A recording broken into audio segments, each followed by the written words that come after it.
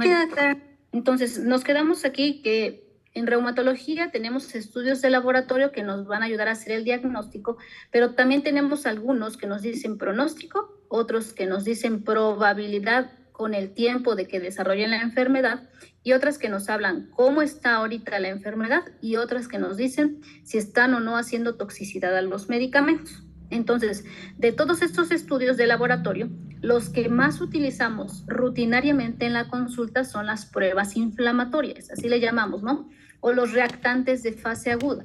Las pruebas inflamatorias las tenemos aquí: PCR, BCG, ferritina, transferrina, prealbúmina, la beta-2 microglobulina o el fibrinógeno. Sin embargo, las que más utilizamos son proteína C reactiva y la BCG. No son exclusivas de las enfermedades autoinmunes, es decir, no solo en la artritis reumatoide, en el lupus se elevan, sino también podemos ver otras enfermedades donde también cursan con elevación de sus cifras, como otras enfermedades infecciosas, las alergias, el cáncer, el traumatismo.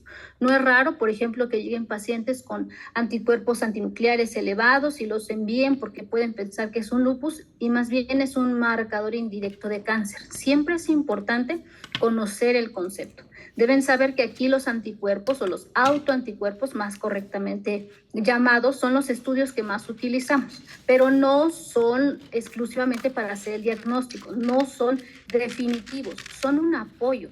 Lo que nos va a dar el diagnóstico es la clínica, el juntar todos los síntomas y signos que ha venido presentando el paciente con el curso del tiempo, nos van a hacer la base para poder hacer el diagnóstico, y ya los anticuerpos o autoanticuerpos nos van a confirmar o nos van a dar un apoyo en el diagnóstico.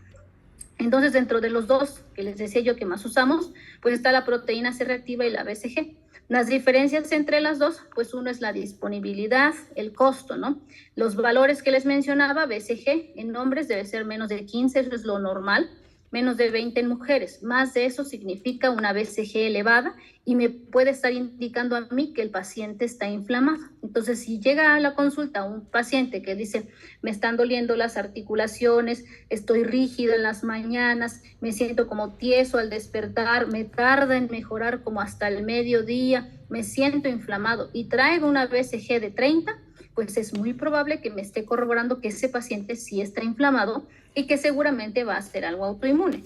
Lo mismo pasa con la proteína C reactiva. En el caso de la proteína C reactiva depende de en qué unidades los esté mostrando el laboratorio. Hay algunos laboratorios que lo manejan en litros y hay otros que lo manejan en decilitros. Cuando lo manejan en litros, lo normal va a ser menos de 10. Hay algunos laboratorios muy exigentes que dicen menos de 5, pero por lo general es menos de 10. Y en decilitros debe ser menos de 1. La BCG es más barata, está más disponible, sin embargo, tiene muchos cosas por las que pueden presentarse valores erróneos. Uno de ellos es la anemia, el más importante, porque la velocidad de sedimentación no es más que el tiempo en el que las células en una muestra de sangre se tarda en sedimentar. Esa es la BCG. Sin embargo, se ve afectada si el paciente tiene anemia y si tiene otras enfermedades crónicas. La proteína C reactiva es más específica, es un poco más costosa, está menos disponible y sí se altera por algunas otras condiciones como la obesidad, pero es más exacta.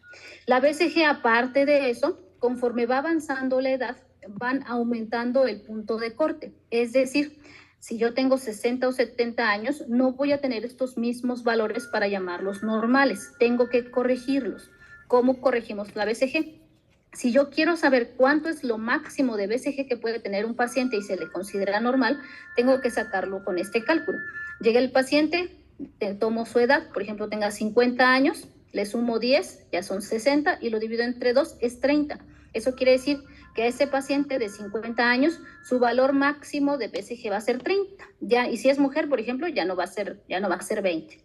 Entonces, conforme va avanzando la edad, podemos tener BCG más alta y no siempre significa que hay inflamación, por lo tanto tenemos que corregirla. Otro marcador, otro estudio de laboratorio que usamos es la ferritina.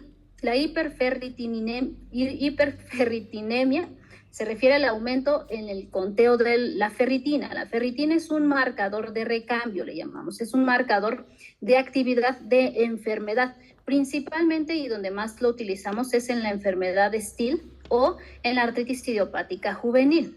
Es decir, si llega un niño con un dolor poliarticular, por ejemplo, un niño de 4 años, 5 años que duelen las rodillas, corrobora inflamación en dedos, en muñecas, en rodillas, tiene ferritina alta, tengo que tener cuidado porque este niño puede desencadenar algo que se le llama un síndrome de activación macrofágica, que es la complicación más severa en la artritis idiopática juvenil, donde el niño puede fallecer.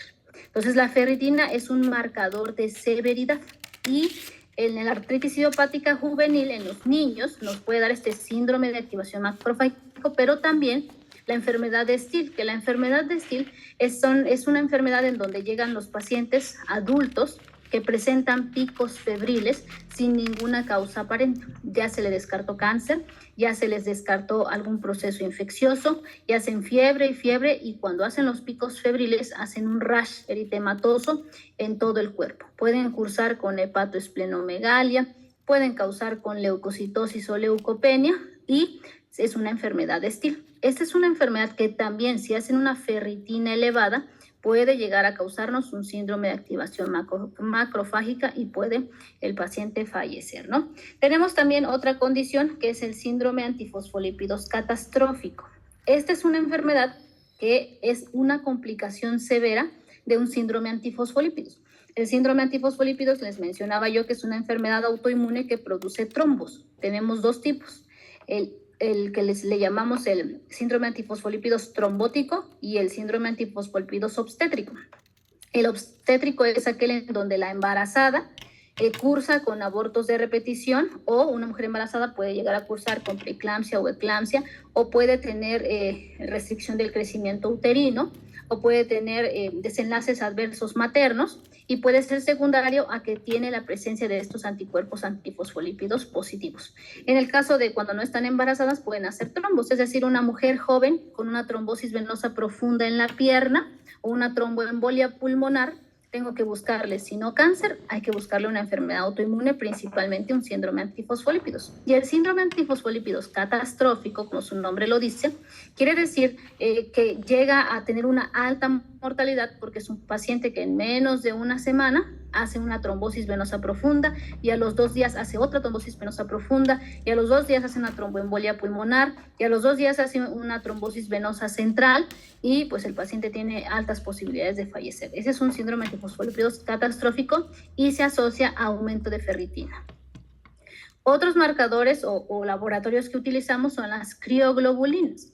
Las crioglobulinas son unas inmunoglobulinas que, como característica principal, precipitan con el frío. Al precipitarse con el frío, se depositan en zonas frías de nuestro cuerpo, ¿no? Donde las extremidades inferiores, las orejas, que son los principales sitios en donde se llegan a depositar, y es una enfermedad con muchas manifestaciones muy variadas. Pueden tener manifestaciones cutáneas como una púrpura, es decir, cambios de coloración dolorosos o indoloros. Pueden hacer úlceras, sobre todo en extremidades distales, incluso con isquemia, pueden dar necrosis de los dedos, hacen un lívido reticulares, fenómeno de Raynaud, también nos dan una neuropatía, el nervio queda inflamado y el paciente refiere claudicación o puede referir una mononeuritis múltiple. Puede tener también al mismo tiempo afección renal porque esas crioglobulinas se depositan en el riñón y nos hace una glomerulonefritis, o puede darnos otros síntomas neurológicos, ¿no? También pueden hacer hemorragia pulmonar y otras manifestaciones, ¿no? Como también trombosis venosa profunda. A ver, ¿alguien me puede decir cuáles son los datos clínicos o cómo sospechamos una trombosis venosa profunda?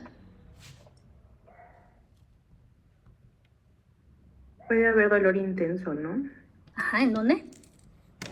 Ana, ¿verdad? Pues en la extremidad o en la zona donde esté atorado el trombo. Ajá, ¿cuáles son los sitios principales donde se puede atorar un trombo? En las extremidades, en las piernas. Ajá, muy bien. Entonces hay dolor, ¿qué más? Puede haber edema. Sí, puede haber edema, ¿qué más? Aumento de la temperatura.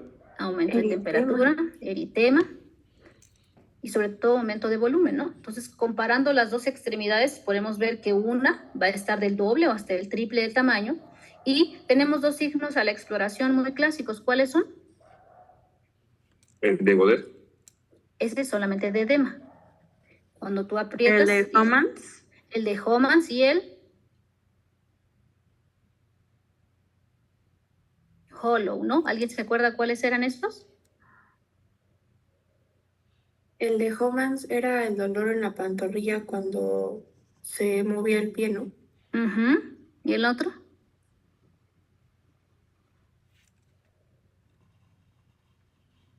Hacemos una dorsiflexión en el pie, tienen el pie estirado, yo lo que hago es lo flexiono y genera mucho dolor en toda la zona de la pantorrilla. Esos son los signos de datos, o más bien signos que se les puede decir patognomónicos de trombosis venosa profunda. Y una trombosis venosa profunda nos puede dar en un paciente ya grande, ¿no? Un abuelo con diabetes, hipertensión, pues no sería raro, ¿no?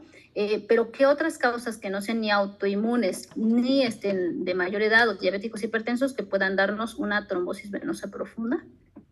¿Alguien sabe? Puede ocurrir después de una cirugía, cuando tienen como a los pacientes inmovilizados por mucho tiempo. Exactamente. La inmovilización, Dana, es uno de los factores de riesgo para la trombosis venosa profunda. Otro puede ser el embarazo. El embarazo por sí mismo también es otro factor de riesgo. Aquellos pacientes que viajan, ¿no? Que hicieron un viaje largo a Europa y que estuvieron sentados mucho tiempo, puede darnos una trombosis venosa profunda. Pero son factores de riesgo que ya conocemos. Alguien que se fracturó, ¿no? Y que estuvo con yeso acostado en su cama por mucho tiempo, da riesgo, ¿no? Pero un paciente joven, alguien de 15, 20 años, 30 años, que de la nada haga una trombosis venosa profunda, hay que buscarle algo autoinmune o si no, cáncer. Cáncer también es una etiología que se asocia a trombosis venosa profunda. Otro estudio importante, y este es de los que más tiene que aprenderse porque lo vamos a mencionar todo el tiempo, es el factor reumatoide. El factor reumatoide es una inmunoglobulina del tipo IgM que se dirige contra el IgG. ¿Qué otras inmunoglobulinas conocen? IgE, IgA. IgE, IgA, IgM e IgG. Perfecto. Aquí las más importantes son la IgM y la IgG. IgE lo dejamos más ¿para qué? ¿En dónde lo utilizamos más la IgE? Alergología. Exactamente, en las alergias, ¿no? Entonces aquí lo que más usamos son la IgG y la IgM. Entonces el factor reumatoide es una IgM que se vuelve loca y va y ataca a la fracción FC de la inmunoglobulina G. Entonces el factor reumatoide no es más que una inmunoglobulina pegada a otra inmunoglobulina, especialmente IgM sobre IgG, pero también puede ser al revés, una IgG sobre una IgM o puede ser una IgG sobre una IgA. IgE es muy raro, ¿no? Entonces son dos inmunoglobulinas unidas. La principal enfermedad en donde se presenta este factor reumatoide es la artritis reumatoide. Va a ser como la reina con la cual vamos a hacer el diagnóstico, es la artritis reumatoide. Sin embargo, es una prueba que es más específica, que es sensible y ya tenemos mejores pruebas para diagnosticar la artritis reumatoide. Deben ir aprendiendo que cuando nosotros pedimos el factor reumatoide, no solamente nos sirve para hacer el diagnóstico de artritis reumatoide, sino que entre valores mayores o valores más altos, el paciente va a tener peor pronóstico y es muy probable que llegue a deformarse, que llegue a tener desviación de la muñeca, los dedos en cuello de cisne, más complicaciones. Y también significa que va a tener mayor riesgo de presentar manifestaciones extraarticulares. Esa es otra palabra que van a ir aprendiendo. ¿Qué quiere decir eso? Las enfermedades autoinmunes, las artritis, no solamente afectan a las articulaciones, hemos visto que pueden afectar otros órganos y sistemas. Específicamente en artritis reumatoide, los pacientes con factor reumatoide muy alto tienen más riesgo de hacer neumopatía intersticial. La neumopatía intersticial no es más que la ocupación del intersticio por linfocitos o células inflamatorias que pueden convertirse en fibrosis, ¿no? Al principio pueden ser negativos, sin embargo, con el tiempo ya pueden hacerse positivos y sí pueden irse modificando con el tratamiento. Cuando se encuentran bastante estables los pacientes, incluso pueden hacerse negativos, pero por lo regular solamente disminuyen sus niveles, pero es raro que se vuelvan completamente negativos. ¿Se pueden presentar en personas sanas? Sí, hasta en el 10% de las personas. Y hay otras enfermedades autoinmunes que también pueden presentar factor reumatoide positivo. Eso quiere decir que no es exclusivo de artritis reumatoide. Si un paciente llega sin dolor ni inflamación articular, solamente síndrome seco, ojo seco, boca seca, sequedad vaginal, a lo mejor es más bien un síndrome de Sjögren primario y tiene un factor reumatoide positivo. En el caso del síndrome de Sjögren, un factor reumatoide positivo significa también peor pronóstico porque nomás nos da más riesgo de que ese paciente pueda hacer un linfoma. Entonces hay que irnos aprendiendo. Síndrome de Sjögren nos da más riesgo de linfomas. Otras enfermedades que también presentan un factor reumatoide positivo, la enfermedad mixta, la esclerodermia, las miopatías inflamatorias, que son pacientes con debilidad de las extremidades que va siendo progresivo y que pueden cursar con este factor, el lupus, las enfermedades por depósito de crioglobulinas y otras infecciosas como la endocarditis, ¿no? El antipéptido cíclico citrulinado o anti-CCP es el otro anticuerpo que nos hace el diagnóstico de artritis reumatoide. Entonces, para artritis reumatoide, yo tengo el factor reumatoide y el antipéptido cíclico citrulinado. Este es mucho más específico que el factor reumatoide, pero todavía no lo hace cualquier laboratorio. Aquí en Oaxaca ya casi todos lo hacen, pero es menos accesible, es más específico y también significa tener peor pronóstico. Un paciente que yo estoy sospechando artritis reumatoide, con que solo uno de los dos tenga positivo, ya es artritis reumatoide. Si tiene los dos positivos, es peor pronóstico para el paciente. Tanto factor reumatoide como los anti-CCP pueden preceder muchos años a la enfermedad.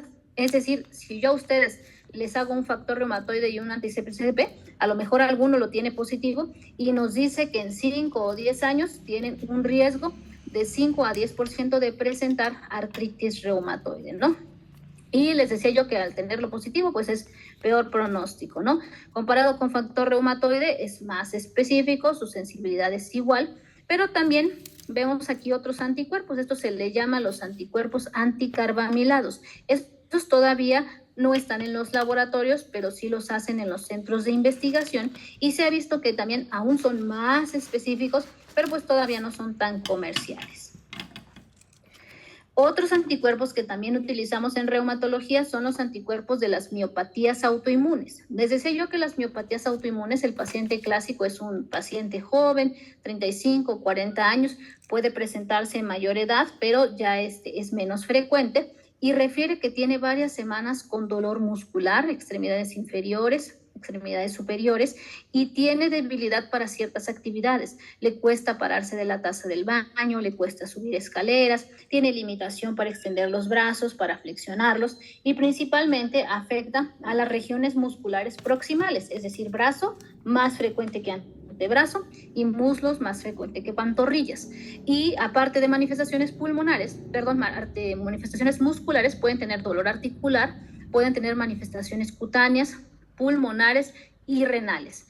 Para esta enfermedad sí hay un montón de anticuerpos que pueden causarla. Para artritis reumatoide ya vimos dos, factor reumatoide y anti-CCP, pero para las miopatías hay todos estos y ya existe un panel de miopatías, así lo pedimos, para saber cuál tiene positivo y es importante saberlo porque cada uno de estos tiende a presentar ciertas manifestaciones predominantemente. El más frecuente en nuestra población hasta hace unos años se creía que era el antimidos.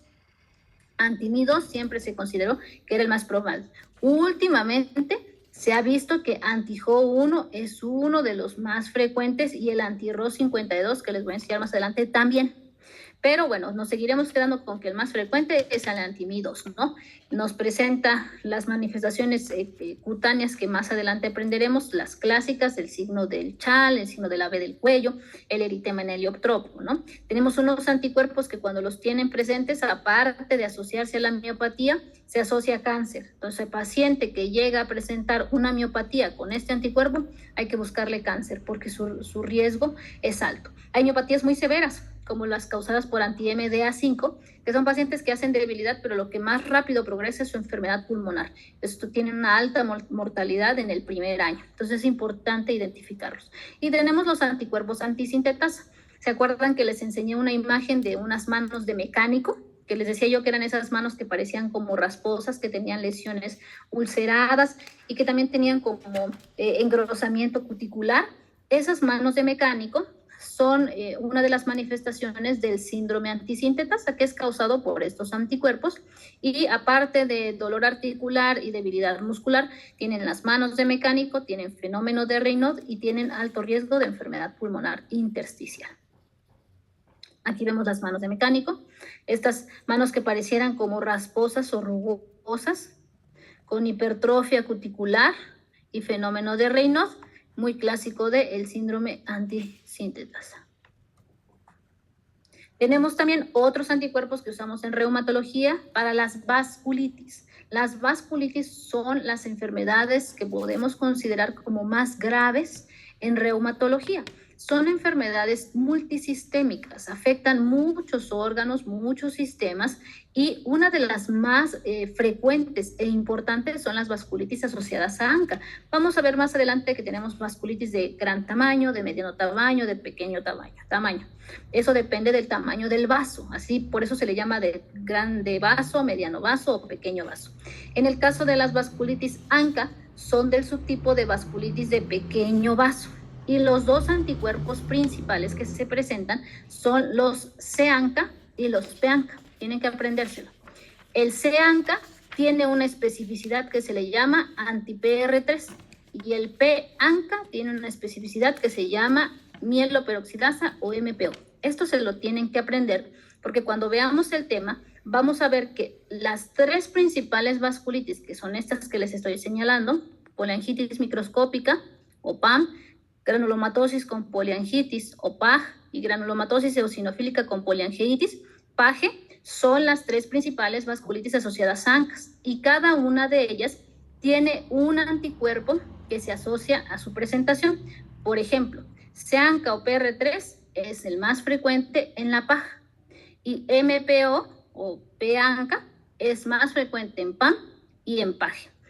Y todas estas vasculitis pueden llegar a presentar, por ejemplo, una uveitis o una epiescleritis, que es esta lesión ocular que presenta cambios de coloración en el ojo y pueden perder la visión. La famosa silla de montar, que es esta lesión en el cartílago de la nariz, que es muy clásica de la PAG o de la granulomatosis con poliangitis.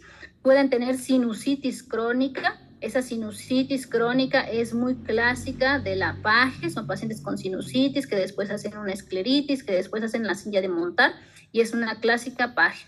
Pueden hacer problema renal, este es un glomérulo, ¿no? Y pueden hacer un llamado síndrome pulmón-riñón, es decir, el paciente previamente era sano y de un día para otro empieza con disnea, tos, hemoptoicos, vemos una tomografía con una neumopatía intersticial o una hemorragia alveolar, y al mismo tiempo hace un problema renal, una glomerulonefritis rápidamente progresiva, y a eso lo más común es una PAM, una poliangitis microscópica, la vasculitis ANCA más grave que tenemos, ¿no?